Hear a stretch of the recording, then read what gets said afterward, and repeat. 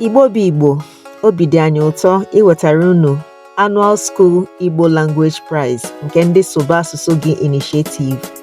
Ọ bụ atụmatụ nke anyị si na ya were na-enye ụmụaka kacha mee nke ọma n'asụsụ Igbo onyinye ntụrụugo n'ụlọ akwụkwọ ha dị iche iche. Ebe anyị malitere nke afọ a bụ na God's Gift International School nke dị n'Enugu. Ngwa soro anyị ka ịhụ ka anyị si wee mee ya.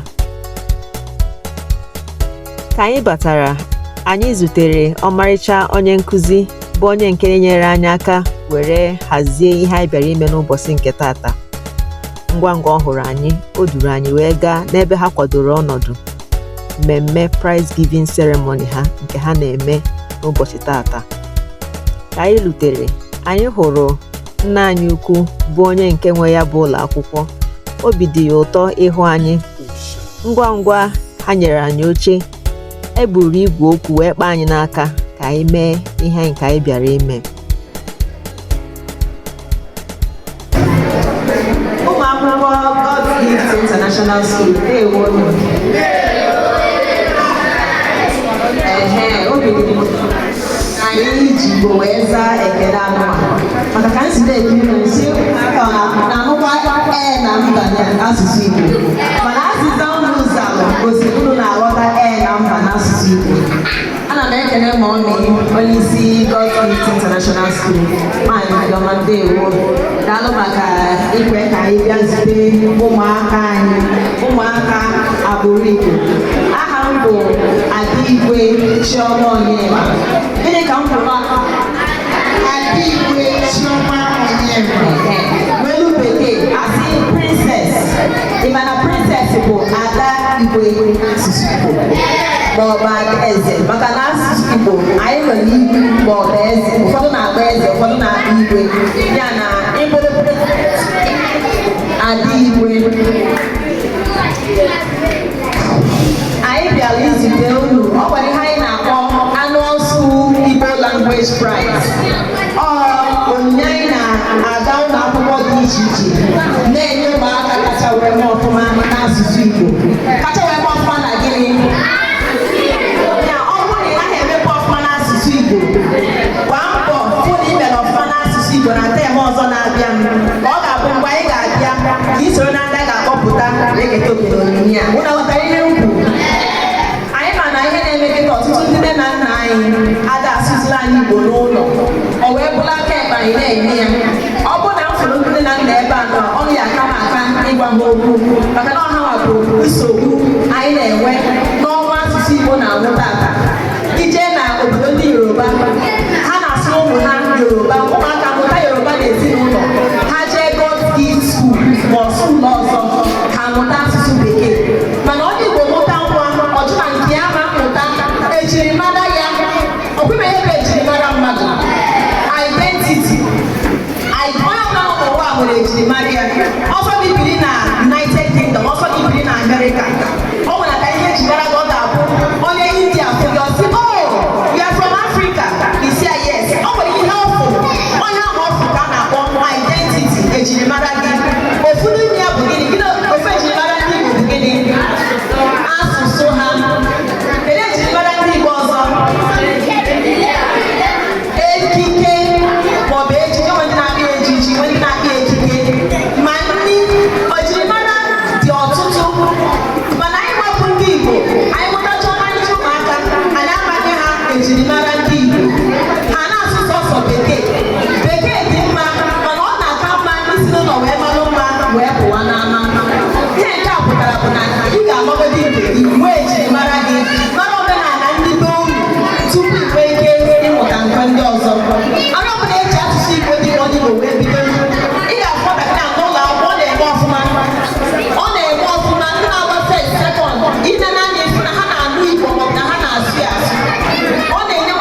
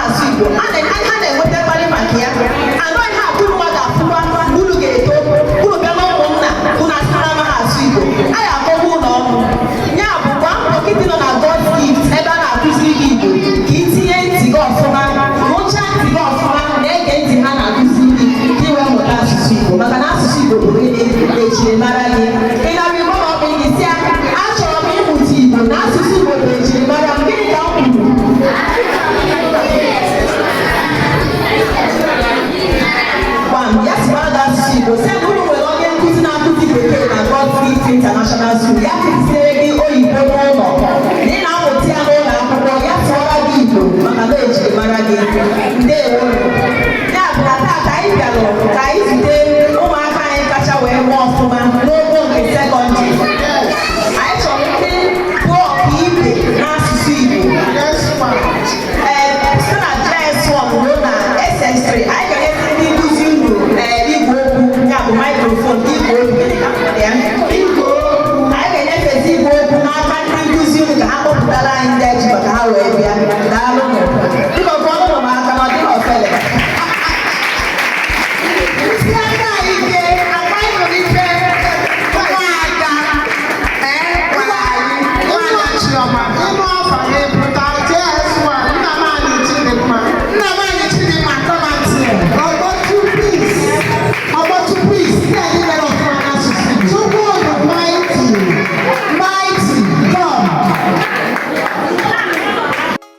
Ọ bụ otu a ka ha si wee kpọpụtara anyị ụmụaka ruru 6 n'ọnụọgụgụ bụ ndị nke tụrụ ugo n'ogo JS1 wee ruo n'ogo SS3.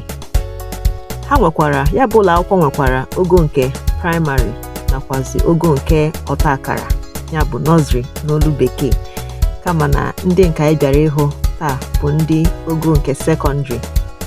Ọ bụ nnọọ ihe ego dị anyị akaba n'ahụ wee mee ka ya bụ onyinye ruo ma ogo nke praịmarị aka, mana ikekwa afọ ọzọ ga-aka mma.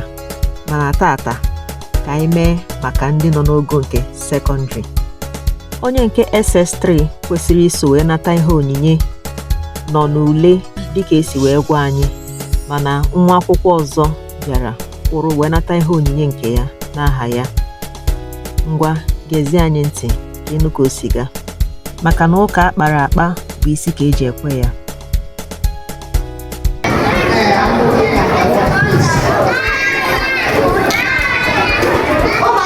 International School, ndewo. Kwanyete n'anya na ụmụ ihe anyị na-eme taa, asị na anyị bịara ihe ndị kacha wee rụọ ọfụma n'asụsụ Igbo.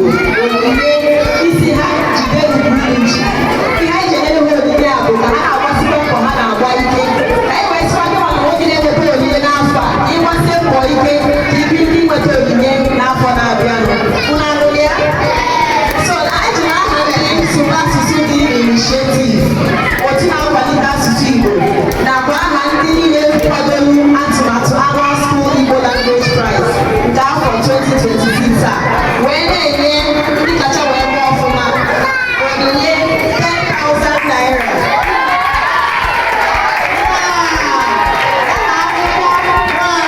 Akwụkwọ ọba ilu Igbo, ilu Igbo bụ ihe jiri ihe ya na-enyere ya bụ na-atụ ilu maka na ilu bụ mmanụ ndị Igbo ji eme okwu. Anyị na-asụ Igbo na-atụ ilu okwu.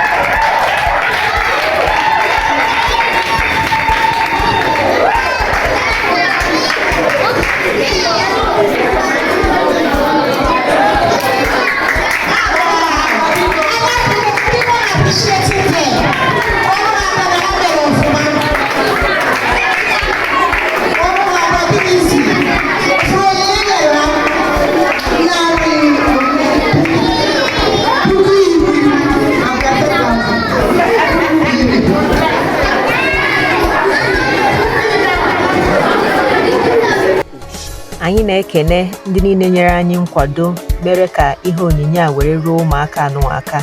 Anyị na-asị ka Chineke kwụghachi unu mmaji kwuru mmaji ebe ọ bụla o siri wee pụta. Ọ dị mma, ọ bụ ụmụ akwụkwọ ndị a bụ ndị ketara oke na Annual School Igbo Language Prize n'ụlọ akwụkwọ God's Gift International School nke dị n'Enugu. Ka anyị mechara, ndị nkụzi ma ụmụ akwụkwọ ha niile obi bụ ha sọ aṅụrị. Ha kenere anyị, kenekwa ndị zitere anyị. Anyị wee kuru akpa anyị wee chee ihu ebe anyị chere azụ. Ọnyanwa o, a sị na ọ bịara ije nwụna. Anyị emeghị ihe anyị bịara ije ebirigo ọkụ. Daalụnụ maka ịkwado ndị Sụba Asụsụ Gị Initiative. Kpọtụrụ anyị n'akara ekwentị dị gị n'ihu ugbu a ma ọ bụrụ na ị chọrọ ka anyị na gị karịa. Ka emesịa.